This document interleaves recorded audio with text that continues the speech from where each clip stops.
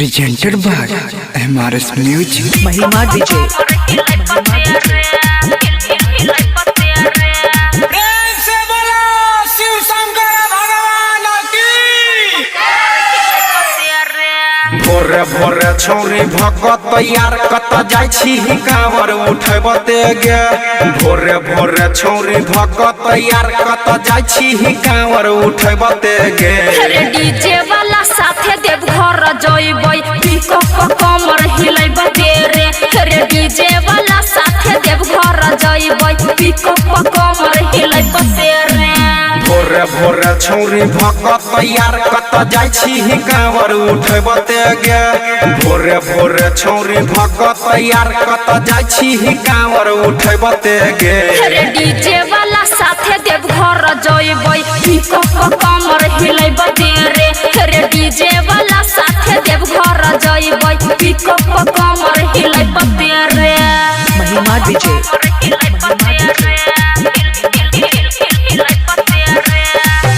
से बोलो शिव शंकर भगवान की। जाइ छै अकेला हमरा नै कहले तोरा सयाई सने बोलबौगे।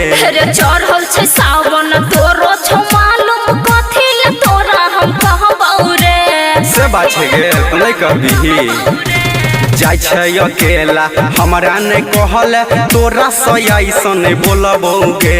रे चढ़ल छै सावन तोरो छौ मालूम कथी ले तोरा हम कहबौ रे। लाले छो सूट तोहर लाले सलवारबा पेन्ही के जाइ छै चमकबते गे। लाले छो सूट तोहर लाले सलवारबा पेन्ही के जाइ छै चमकबते गे। रे डीजे वाला साथे देव घर जइबै पिकअप कमर हिलैबते रे डीजे वाला साथे देव घर जइबै पिकअप कमर हिलैबते रे। महिमा डीजे प्रेम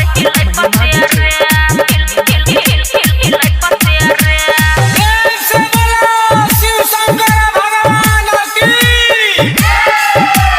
कहै छो रोसना जाइ छै अकेला लागल हेतै पूरा जाम गे।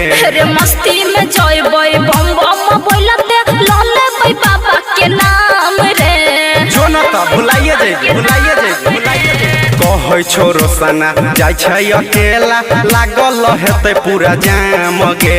रे मस्ती में जइबै बम बम बोलते ल लेबै बाबा के नाम रे।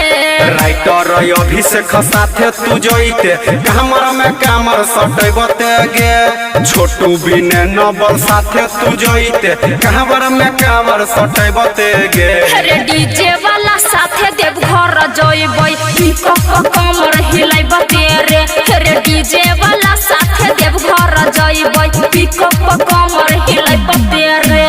भोरे भोरे छौरी भगत तैयार कत जाइ छी कांवर उठबते गे। भोरे भोरे छौरी भगत तैयार कत जाइ छी कांवर उठबते गे। रे डीजे वाला साथे देव घर जइबै पिकअप कमर हिलैबते